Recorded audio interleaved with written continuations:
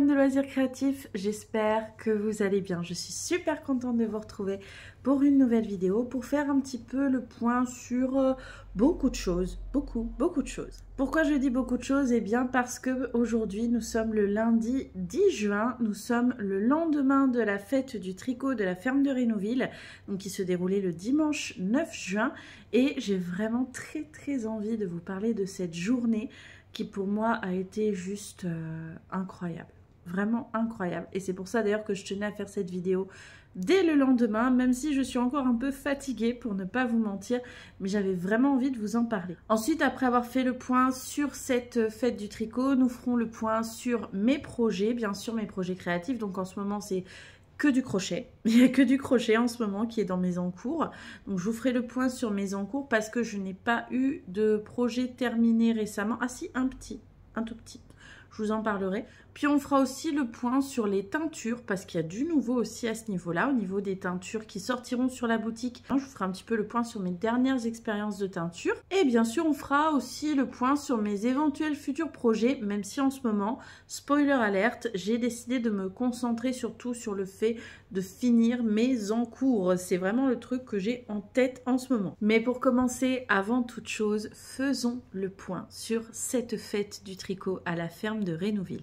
Il faut savoir que c'était la deuxième édition de cette fête du tricot. La première était donc l'année dernière, en 2023. La nouvelle édition donc de cette année 2024, j'y ai participé pour la première fois en tant qu'exposante. L'année dernière, j'étais pas exposante. J'y suis allée le jour J parce que Maga Mercerie de Valogne m'en avait parlé à l'époque. Et donc, je m'y étais rendue et très naturellement, je m'étais mise dans les personnes bénévoles pour donner un petit peu des cours de tricot, des conseils de tricot aux personnes qui auraient envie d'en faire. À ce moment-là, moi, comme je faisais que du tricot, j'étais habilitée uniquement pour donner des conseils de tricot. Et déjà, ça avait été une super expérience. Il y avait eu beaucoup de partage, des personnes qui voulaient apprendre le tricot en cercle fermé, des enfants qui voulaient s'initier au tricot parce qu'ils en avaient vraiment envie. C'était génial. Mais cette année, en tant qu'exposante, c'était également incroyable. Franchement, c'était hyper enrichissant. Je ne sais pas comment le décrire. Je vais essayer de vous parler un petit peu de tout ce qui s'est passé durant cette fête du tricot, mais malheureusement, j'ai pas pu tout filmer parce que j'ai été très prise sur mon stand et je ne m'en plains pas, bien au contraire. Mais du coup, il y a des choses que j'ai pas pu filmer. Heureusement, il y a d'autres participants qui m'ont envoyé un petit peu des images pour que je puisse quand même avoir des images pour illustrer ce dont je vais vous parler, mais j'ai pas tout.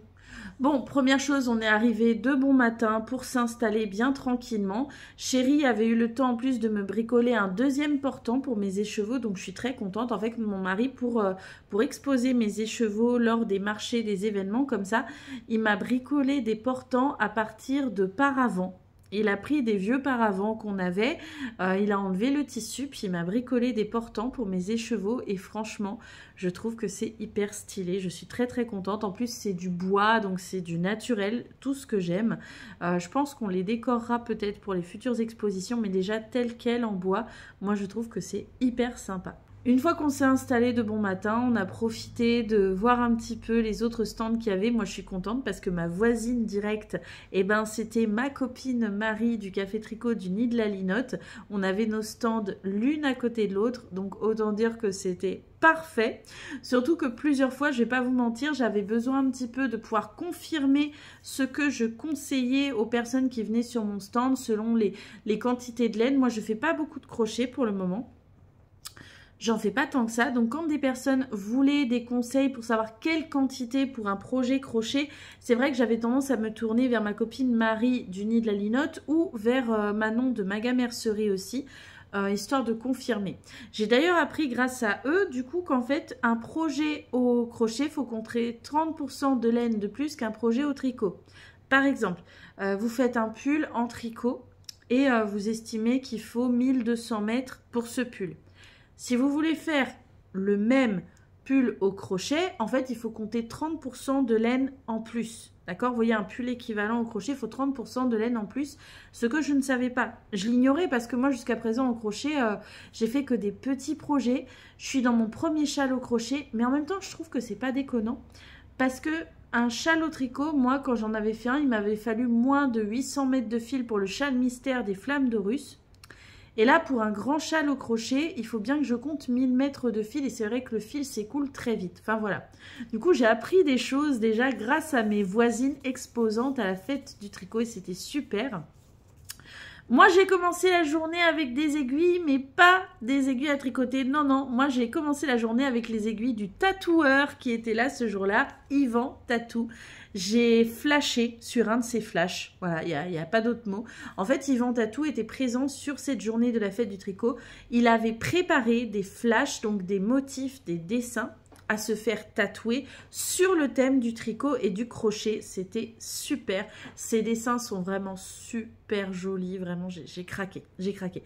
Il y a un dessin qu'il a publié dans sa story Instagram qui était donc disponible pour se le faire tatouer. Dès que je l'ai vu, j'ai eu un très gros coup de cœur dessus. J'ai dit, ce dessin, je le veux. Je le veux, je le veux. Donc du coup, je lui ai demandé, voilà, en message privé, il m'a dit, bah si tu veux, je peux te le faire dès le matin, dès le début de la fête du tricot. Comme ça, en général, le matin, il n'y a pas trop de monde. Et on pourra le faire bien tranquillement. Donc je remercie Yvan de tout mon cœur parce que je suis très amoureuse de mon nouveau bijou de peau, dirons-nous, de mon nouveau tatouage. Voilà, je l'ai à... Je peux pas bien vous le montrer.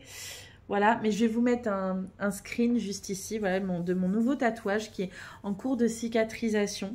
Je suis vraiment super contente, puis la séance s'est très bien passée. Yvan était hyper sympathique, ça c'est important de le souligner, et très doux. Bon, ça fait forcément mal, hein, c'est un tatouage, hein, voilà, ça fait forcément mal, hein, on est bien d'accord.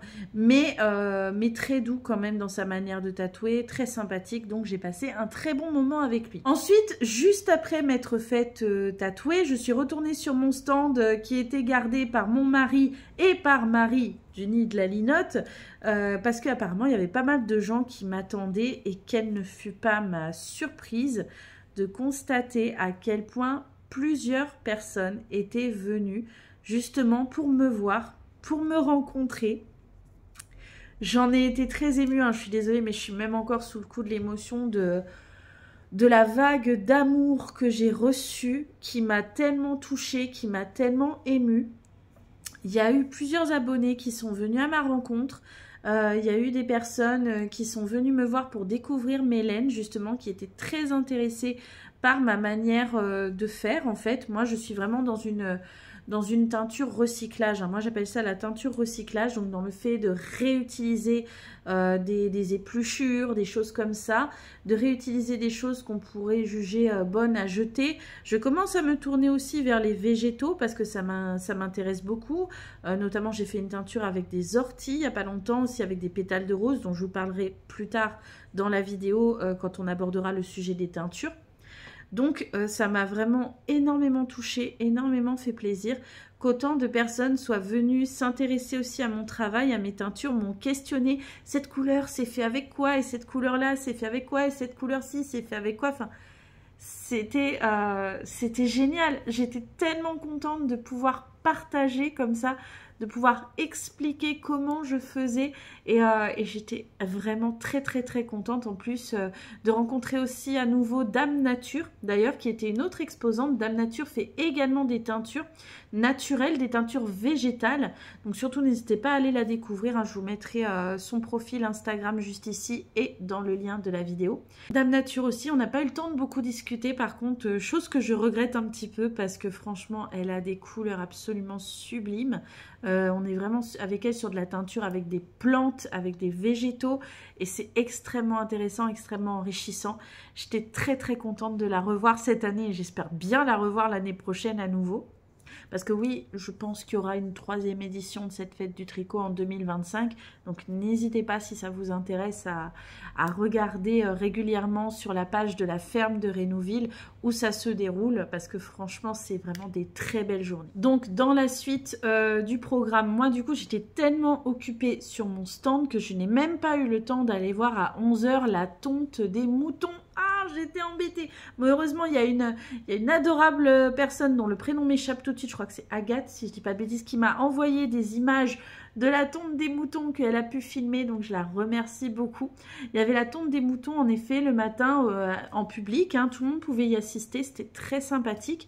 Il y avait Stéphanie de Laine à l'Ouest qui expliquait ensuite comment la laine du mouton, elle allait être triée, traitée, etc. pour aboutir aux pelotes de laine, donc c'était très très chouette. Forcément, tout le monde était intéressé, hein, les petits comme les grands, parce que c'est très enrichissant de savoir comment sont traités ainsi les toisons des moutons. Donc c'était vraiment très chouette, mais moi j'ai pas pu y assister. Après je m'en plains pas, parce que comme je disais, j'étais tellement dans des échanges fabuleux entre les abonnés qui étaient venus me rencontrer. Il y a une personne qui m'a d'ailleurs fait un tel sourire, qui m'a dit mais je savais pas que tu étais dans ma région, c'est quand tu as parlé de Brickbeck, tout ça, je me suis rendu compte que si t'es dans le Cotentin. Je dis bah oui, je suis native du Cotentin, je suis née dans le Cotentin, et ça m'a fait énormément plaisir. Voilà, plusieurs personnes qui sont venues à ma rencontre. D'ailleurs, je fais une dédicace à Corinne et Faustine. Corinne qui est donc venue de Caen avec sa fille Faustine, qui aime beaucoup mes vidéos et qui aime beaucoup les sketchs qu'on fait avec mon mari. Et en fait, Faustine, elle avait très envie de nous rencontrer. Sa maman lui a fait la surprise. Ils sont venus de Caen, ils ont fait 1h30 de route pour venir nous rencontrer. Et je les remercie infiniment parce que voilà, ça a été mon rayon de soleil. J'étais très contente. Alors Corinne, je l'avais déjà rencontrée à Belle-Angreville quand il y avait eu le concours que je devais juger sur des sur des ouvrages de Noël. Corinne était venue à ma rencontre à ce moment-là. D'ailleurs, je vous en avais parlé. J'avais fait une petite vidéo récapitulative de cette journée-là. Et là, elle est revenue à ma rencontre. Et cette fois, elle a emmené sa fille qui voulait me rencontrer. Et elle m'a fait un très beau cadeau, Corinne, que je porte sur moi. Elle m'a offert le sauce bécholette que elle-même a réalisé. Mais Corinne, en fait, elle aurait pu concourir à la crocheteuse la plus rapide de l'Ouest parce que elle est déjà à son 4e sauce bécholette, que moi je suis encore dans le premier. Voilà, mais du coup je suis contente parce que j'en ai un terminé, même si c'est pas moi qui l'ai fait celui-là, mais je suis très contente de le porter et ça m'encourage à terminer le mien dont je vous parlerai après. Et alors, une des rencontres que je suis particulièrement contente aussi d'avoir fait sur la fête du tricot, c'est avec les idées de Cocal qu'en fait j'ai connu via Instagram parce qu'elle fait beaucoup de tricots et j'adore ce qu'elle fait. N'hésitez pas à aller découvrir son compte parce que vraiment elle fait des tricots qui sont juste ravissants. Et en fait, les idées de Cocal, elle m'a contactée parce qu'elle travaille pour le magazine Papote et Pelote. Elle m'a demandé si ça m'intéresserait de faire une petite interview en mode maille endroit, maille envers. Je vous laisse découvrir le concept. Franchement, n'hésitez pas à aller voir sur leur site. Hein, je vous mets le lien dans le descriptif. C'était une petite interview avec plein de petites questions-réponses, mais vraiment très sympathique. J'ai trouvé ça vraiment très chouette, cette manière d'interviewer. Moi je me suis vraiment prêtée au jeu et c'était une super expérience, c'était très très sympa. J'ai découvert le magazine sincèrement grâce à elle, je ne le connaissais pas avant, mais alors dès que je l'ai découvert, j'ai commencé à dévorer les différents articles qu'il y a sur leur site et j'ai trouvé ça très rafraîchissant. C'est vraiment une image très moderne et en même temps très décontractée du tricot, tout ça, j'ai trouvé ça génial, donc n'hésitez pas à aller découvrir. Voilà, ça a été vraiment une journée avec plein de rencontres enrichissantes, que ce soit des échanges au sujet de la laine que je teignais, quand j'ai fait aussi des démonstrations avec le jus de citron montrant que l'acidité venait modifier la couleur de la laine. Il y a eu plein d'enfants qui ont adoré vaporiser du jus de citron sur la laine et c'était très sympa de voir leur réaction, comme quoi c'est magique, de voir comment la couleur change. Également plein de personnes qui ont été très intéressées par comment mettre un écheveau en bobine. Ça c'était super chouette, c'était génial. Il n'y en a pas beaucoup qui ont osé s'essayer au fait de bobiner un écheveau. Il y en a beaucoup, ils m'ont regardé faire, mais ils n'osaient pas trop essayer. Bon, c'est pas grave, hein. Je peux comprendre le côté frileux, surtout quand c'est pas son propre bobinoir et dévidoir. Je pense qu'il y avait un côté frileux là-dessus, mais c'est pas grave. Pas grave. Ensuite, je suis quand même partie à un moment donné de mon stand parce qu'il y avait un truc que je ne pouvais pas me permettre de ne pas participer. Bon, c'était pas le concours de la tricoteuse la plus rapide de l'Ouest parce que malheureusement, ça, je l'ai loupé. Hein. J'étais vraiment tellement dans les échanges et dans les conversations et comme vous savez que je suis pas bavarde, eh ben, j'ai raté le passage du concours de la tricoteuse la plus rapide de l'Ouest. Ce qui est bien dommage, voilà. Mais en même temps, je sais que c'est pas moi qui aurais été la plus rapide. Hein. Il y avait des machines de guerre. Il y avait vraiment des machines de guerre à ce concours. Donc moi, j'aurais pas gagné face à elle. Je suis une bonne tricoteuse, c'est pas le problème. Mais je suis pas la plus rapide. Voilà, même au crochet, je suis pas la plus rapide. Je suis plus quelqu'un qui est appliqué que rapide. Attention, je dis pas que celles qui sont rapides, elles sont pas appliquées. Mais moi, j'ai pas la même rapidité qu'elles dans les mains. Voilà, et c'est pas grave, c'est pas grave. Faut que chacun tricote à son rythme et fasse comme il a envie. Mais après ce concours de la tricoteuse la plus rapide de l'Ouest, il y avait un truc en particulier où mes enfants sont venus très régulièrement me dire « Maman, c'est à quelle heure ça? C'est à quelle heure ?» Je dis bah, va demander à Étienne du tricoté de Cherbourg qui d'ailleurs supervisait beaucoup l'événement justement. Et pour savoir à quelle heure c'était, ou à Bruno qui présentait cet événement particulier au cours de cette fête du tricot. Parce que mes filles voulaient énormément y participer et moi aussi, c'était le défilé. Et ouais, on a eu le droit de défiler avec nos ouvrages et c'était génial. Léo et Coraline avaient même prévu un tapis rouge. Voilà, quand même, hein, on se serait presque cru au défilé de Cannes, voilà. On n'avait pas de marche à monter, mais remarquez, c'était peut-être pas plus mal. Et en fait, on a pu défiler. Toutes les personnes qui le voulaient, toutes les personnes qui le souhaitaient pouvaient défiler avec les ouvrages qu'elles avaient fait, que ce soit au tricot ou au crochet. Au début, on avait Bruno qui nous tendait le micro pour nous demander ce que l'on porte et présenter ce que l'on porte. Et ensuite, on faisait notre petit défilé, aller-retour. Et ce qui était super mignon, vraiment adorable, c'est que mes filles, en fait, elles ont voulu se mettre à chaque fois avec une copine. Mes filles, elles ont embringué des petites filles à venir défiler avec elles. Et du coup, comme les enfants s'étaient mis par deux, et ben les adultes aussi, on s'est mis par deux. Voilà, automatiquement, les enfants se sont mis au début par deux, et ben les adultes, on s'est mis par deux. On s'est tous trouvé un copain ou une copine de défilé, et ça, c'était génial. C'était chouette de voir à quel point il y avait ce côté bon enfant, camaraderie, collaboratif au cœur de ce défilé. C'était super chouette. J'ai défilé avec une personne adorable qui aime beaucoup faire des tricots style années 40. Elle portait un pull absolument sublime avec un joli col comme ça, en mohair. Des mohair du Cotentin. Magnifique, sublime, avec le petit béret assorti, c'était tellement classe, vraiment sublime. J'ai été très contente de défiler avec elle. Moi pour le défilé, je portais mon châle mystère des flammes d'Horus parce que c'est mon dernier châle en date et j'étais très contente de pouvoir l'arborer pendant ce défilé, j'avoue. La journée s'est ainsi écoulée tranquillement et en même temps, on n'a pas arrêté vraiment tellement il y a eu de personnes qui sont venues à notre rencontre.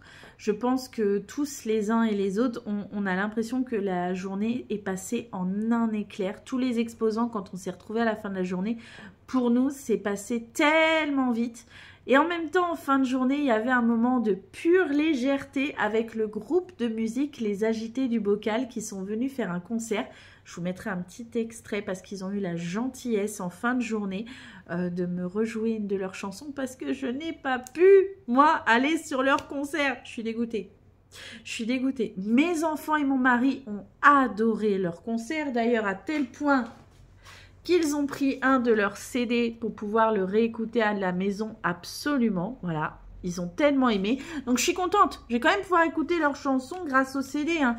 Mais j'ai pas pu écouter le concert. J'espère qu'ils reviendront vite à la ferme de Rénouville, que je puisse y aller une fois, un dimanche, à un concert, parce que j'aimerais bien, moi. Hein, c'est un petit message subliminal que je leur envoie. Voilà. Et juste, donc, je vais vous laisser tout de suite avec un extrait. En fin de journée, que le chanteur et un guitariste ont eu la gentillesse de me jouer. Et après cet extrait, on abordera tous les projets que j'ai en cours et les teintures et tout ça. Allez, à tout de suite. C'est Thibaut et Léonard, des Agités du Bocal. On vous souhaite une bonne journée, nous on a passé une très bonne ici. Et le prochain morceau qu'on va vous faire, c'est un morceau des Agités du Bocal. Nous, fils de pub. C'est pas un gros mot. c'était pas préparé. Après une journée de boulot, ma foi plutôt bien chargée, je rentre chez moi et m'affale sur le canapé. Dans un dernier effort, un dernier râle crépitant, j'attrape la télécommande, des apps en sirotant. Un petit chocolat chaud au bourrelet de Lactel, et mon visage s'est transformé, façon babababibel. Pas de je me Maybelline, vraiment tout au naturel. Mais bon, il paraît que je le vaux bien, lauréat et les merveilles. Sinon, Haribo, c'est beau la vie pour les grands et les petits. Et je veux en vous rappeler ce qui est devenu la carte Kiwi. C'est vrai qu'il tombe bombe, Sega était plus fort que toi. Heureusement que Mercurochrome, le lancement des héros était là. Puis pour vivre de grandes aventures, les princes nous donnaient du courage. En apprenant les histoires, les Playmobil à l'abordage. En combat pirate, Tipiak, Constibat, qui peut te battre. En mars et ça repart quand il y en a Marianne Malabar.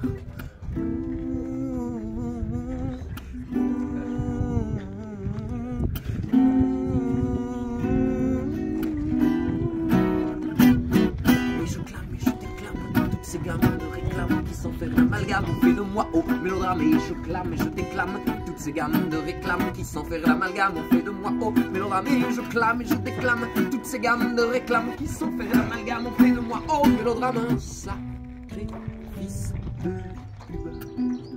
Ça, c'est le genre de musique que j'aime, que j'adore. Hein. Moi, je suis totalement fan. Hein. J'aime beaucoup ce genre de musique, comme par exemple aussi les Fatal Picard, les Trois Fromages et tout. Enfin, moi, j'aime énormément.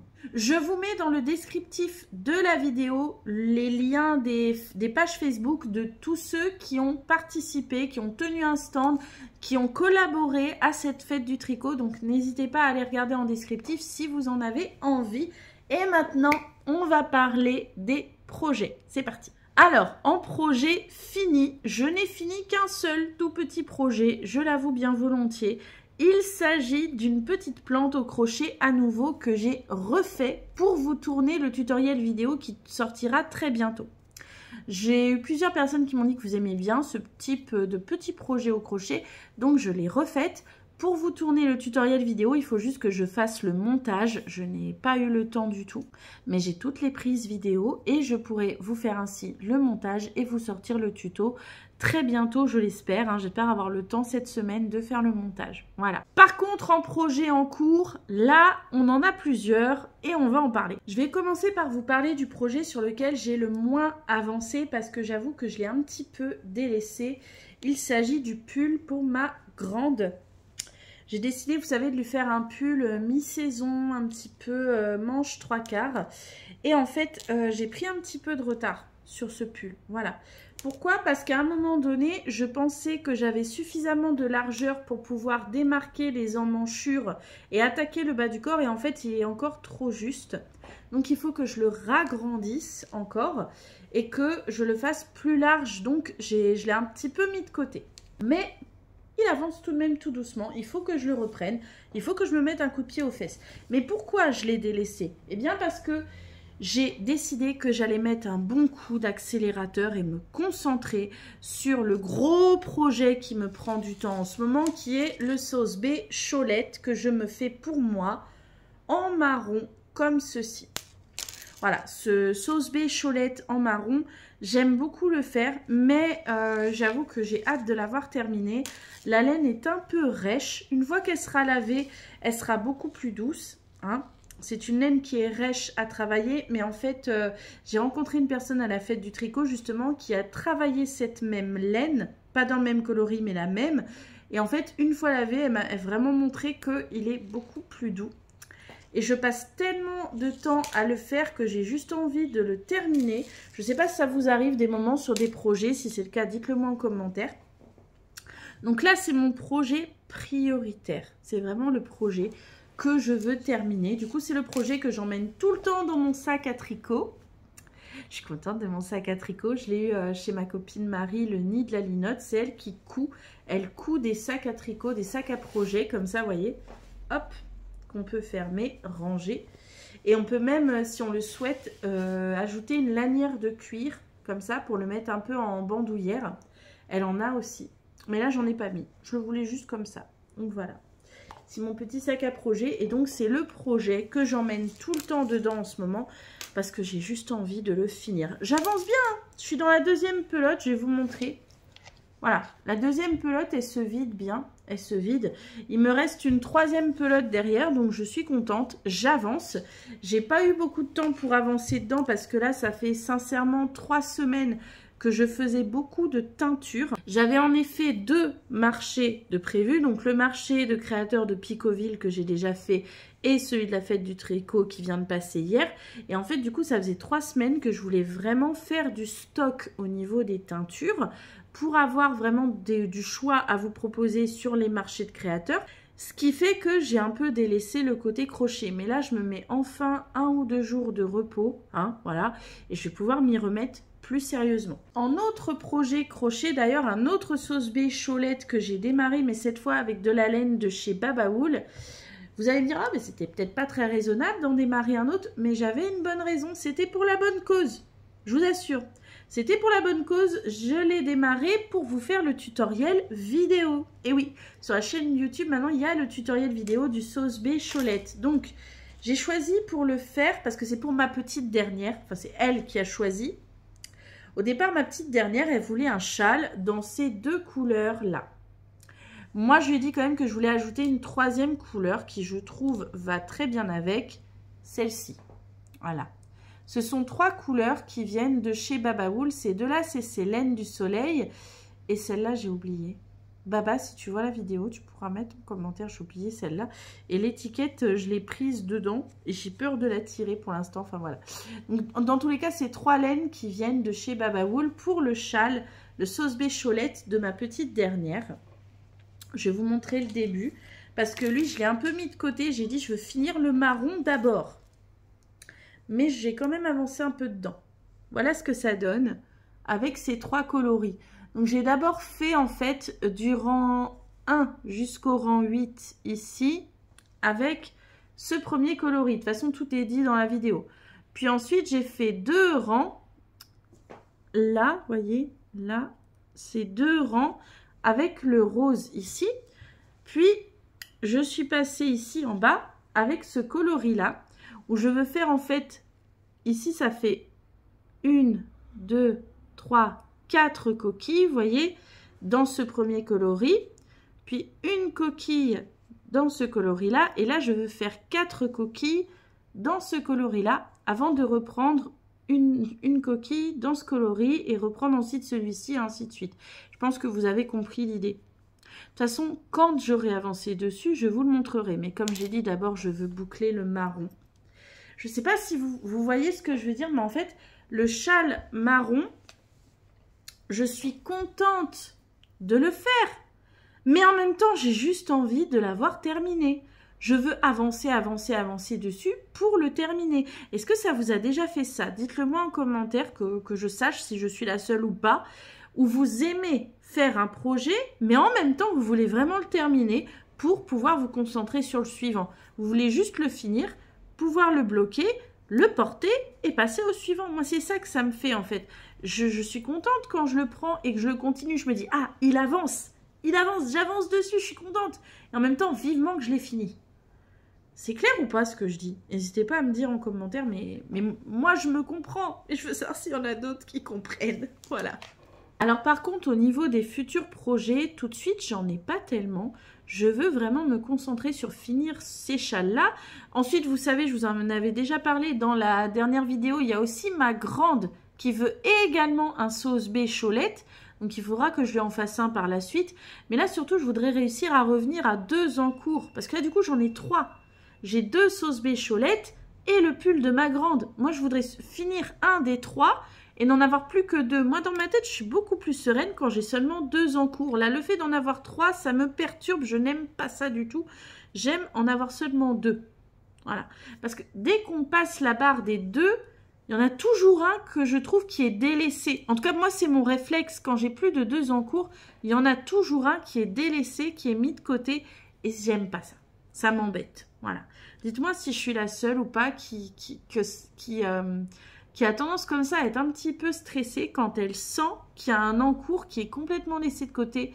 J'aime pas ça. Et puis en plus, j'ai envie quand même de continuer tous mes encours, sauf qu'on va pas se mentir, je suis pas un poulpe. J'ai pas 8 bras, je peux pas les faire tous en même temps. Donc c'est un peu compliqué. On est d'accord. En tout cas, niveau en cours, j'en suis là. Là, l'objectif, c'est de réussir à repasser à seulement 2 en cours. Et quand j'aurai seulement 2 en cours, déjà, je pourrai mieux respirer et mieux me projeter sur des futurs en cours après. Maintenant, on va aborder le sujet des teintures. Donc, pour rappel, pour ceux qui ne me suivraient pas depuis longtemps ou tout simplement qui ne sauraient pas, depuis surtout le début de l'année, donc depuis le mois de janvier à peu près, je me suis vraiment lancée dans le fait de teindre de la laine. Et moi, ce que je veux, c'est teindre de la laine avec des épluchures, des végétaux, du café périmé, des choses comme ça. Pour moi, vraiment, c'est mon envie, ma démarche, c'est de teindre avec des éléments totalement naturels. Ça n'empêche que j'adore le travail d'autres teinturiers que je trouve fabuleux, comme Ophildorus, comme Babawool. Vraiment, j'adore ce qu'ils font. J'adore les couleurs qu'ils font.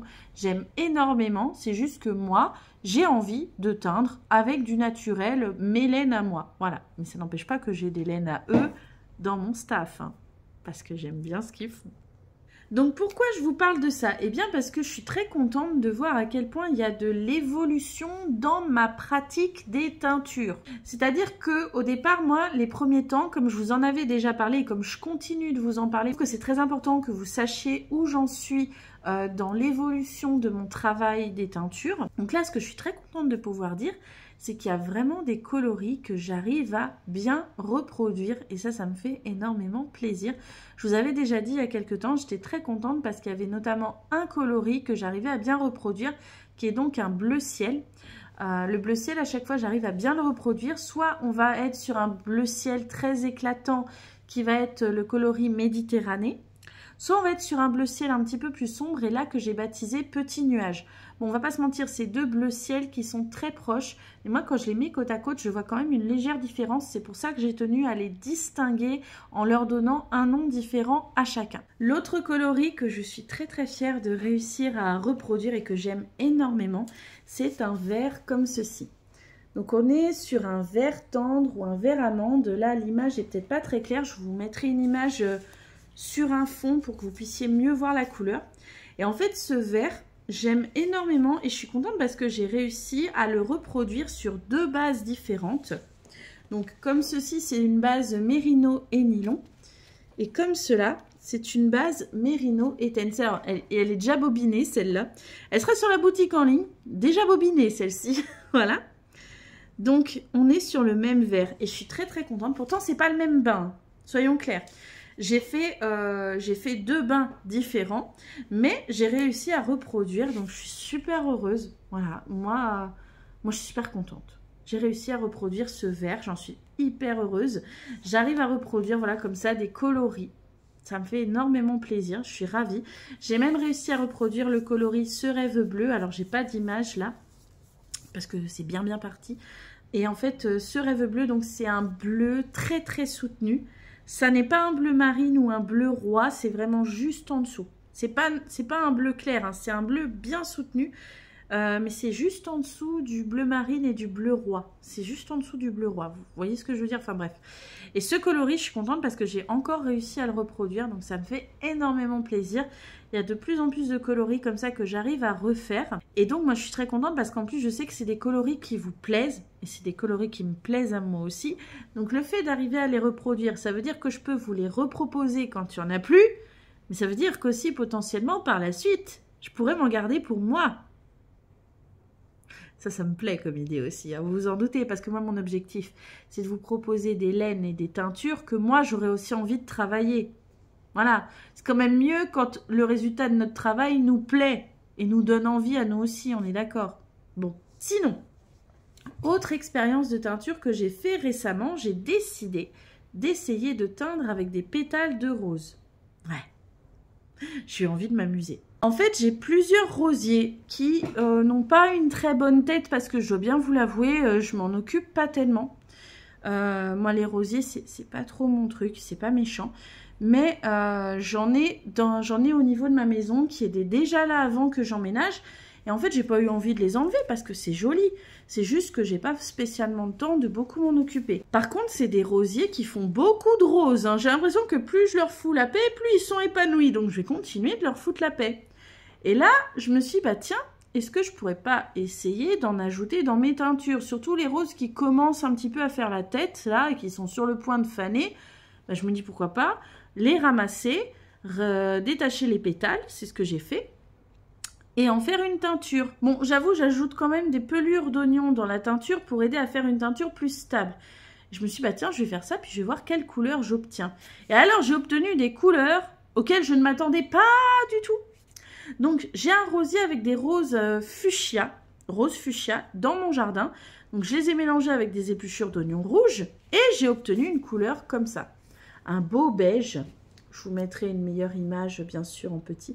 Mais un beau beige. On l'a baptisé amande douce, parce que nous, ça nous fait vraiment penser à une couleur un peu amande, comme ça. Et on aime énormément. Donc c'est le coloris que j'ai obtenu avec, j'en suis très contente.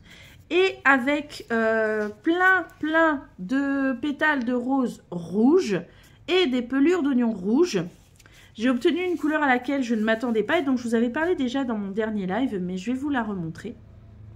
C'est une couleur très particulière parce qu'en fait, selon la luminosité, selon la lumière, elle n'a pas la même couleur. Que si c'est à la lumière du jour, elle a une certaine couleur. Si c'est à la lumière du soir, avec, vous savez, les lumières ampoules, eh ben, elle n'a pas la même couleur. Il s'agit de celle-ci. Voilà. On l'a appelée vert d'argent. Pourquoi? Parce qu'en fait, quand c'est en journée comme là, elle a une couleur un peu verte. C'est un argenté avec des reflets verts. Voilà. Je vous mets à côté, vous voyez, le vert prairie que j'ai déjà obtenu. Et à côté ici, le vert d'argent, vous voyez. C'est pas exactement pareil. Il y a des reflets verts et en même temps, ça fait aussi argenté. C'est une couleur hyper particulière, atypique, mais du coup, je l'adore. Je trouve ça génial. J'aime cette couleur très atypique, ça me plaît beaucoup. Après, c'est particulier, je l'entends, donc n'hésitez pas à me dire ce que vous en pensez, vous, en commentaire, si vous aimez. Après, si vous n'aimez pas, c'est pas grave, vous n'aurez pas à l'acheter, hein, voilà. Mais du coup, je suis très contente de voir ainsi l'utilisation de nouveaux ingrédients comme les orties. Bon, les orties sans surprise, c'est très proche de la menthe. C'est un végétal, quoi. Donc, du coup, j'ai obtenu une espèce de jaune avec. Même pas qu'un peu jaune, hein, bien jaune, voilà. Là, ce sont les écheveaux de 50 grammes hein, qui seront disponibles ce samedi 15 juin sur la boutique. Il y aura plusieurs coloris, donc il y aura notamment ce coloris jaune, mais je vous montrerai les coloris, tous les coloris qu'il y aura hein, dans le live que je ferai en fin de semaine, ne vous inquiétez pas. Ce sont des petits écheveaux de 50 grammes que je commence à vous proposer aussi sur la boutique. Et là, donc c'est une teinture avec des feuilles d'ortie et des épluchures d'oignons jaunes. Et du coup, j'adore la couleur que ça donne. C'est vraiment un très beau jaune foncé comme ça. J'aime beaucoup. Voilà, je crois que j'ai fait à peu près le tour. Je crois que j'ai parlé un petit peu de tout. Donc cette fête du tricot était géniale. Je renquille sans problème pour l'année prochaine. Moi, j'y retourne l'année prochaine, à nouveau en tant qu'exposante. C'était tellement enrichissant. S'ils veulent bien de moi, j'y retourne. En plus, ça me donne vraiment très envie, et même à mon mari, d'essayer de trouver comme ça d'autres festivals et d'autres fêtes sur lesquelles on pourrait exposer également, peut-être même en dehors de notre région, pour pouvoir vous rencontrer, ceux qui n'habitent pas près de chez nous. Après, il faut qu'on trouve, parce que le truc, c'est que moi, j'ai jamais eu à participer à ce genre d'événement, donc je ne sais pas trop où me renseigner, où m'inscrire, hein, voilà. Il va falloir que je trouve. Si vous avez des contacts, n'hésitez pas à me dire que je sache un petit peu où me renseigner et tout. Plutôt sur des fêtes vraiment axées sur la laine, le tricot, c'est là que j'aimerais bien me rendre avec monsieur. En tout cas, c'était tellement une belle expérience que on veut remettre ça. Sans aucun problème. Même si on est fatigué, là, le lendemain, on est fatigué. Là, on va se prendre un jour ou deux tranquille, repos, pour récupérer, pour pouvoir mieux repartir ensuite. Au niveau des teintures, forcément, je referai d'autres expériences. Je vous en parlerai, je vous les partagerai avec grand plaisir. En attendant, je vous fais plein de gros bisous. N'hésitez pas à partager, vous abonner, commenter, liker et à me dire, vous, en ce moment, qu'est-ce que vous faites, qu'est-ce que vous aimez faire, est-ce qu'il y a des événements aussi sur lesquels vous vous êtes rendus. N'hésitez pas à me dire en commentaire, je prends le temps de lire vos commentaires. Bon, des fois, je réponds pas très vite, mais j'essaye de répondre le plus vite que je peux et surtout de prendre le temps de vous lire. Je vous embrasse très fort et je vous dis à bientôt pour d'autres vidéos.